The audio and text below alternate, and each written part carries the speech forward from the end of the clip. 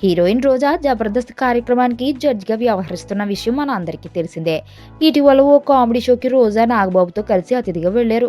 అక్కడ సుడిగాలి సిద్ధుడికి ఫోన్ చేసి భయపడేలా చేశారు. ఎవరో ఒక అమ్మాయి నువ్వు మోసం చేశావంటూ వచ్చింది, మీ అమ్మ నాన్నలను పిలిపించమని అంటుంది అని రోజా అనగానే, అసలు ఎవరు ఏంటో తెలియదు కదా మేడం అని సుధీర్ దీనంగా సమాధానమిచ్చాడు.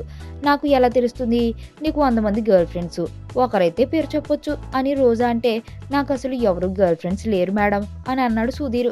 కామెడీ కాదు, సీరియస్గా చెప్తున్నాను.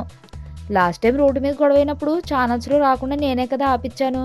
ఇప్పుడు మళ్ళీ అలాంటి సందర్భం వచ్చింది. ఇది అసలే అమ్మాయి విషయం, నీకు తెలుసు కూడా. నేను ఎప్పుడూ అమ్మాయిలకు సపోర్ట్గా ఉంటాను అని రోజా కాస్త గట్టిగానే మాట్లాడేటప్పటికీ సుధీర్ మాత్రం నిజమే అనుకుని బకరా అయ్యాడు. అంతేకాకుండా 2 నిమిషాల పాటు తన గుండె ఆగిపోయినంత పని అయిందంటూ ప్యాంటు తడిసిపోయిందని భయంతో చెప్పాడు. తనకు తెలియని అమ్మాయి పేరు చెప్పేటప్పటికి చాలా భయపడ్డానని చెప్పాడు. ఈ సీన్ జరుగుతున్నంతసేపు ప్రేక్షకులు మాత్రం కడుపుబ్బ నవ్వుకున్నారు.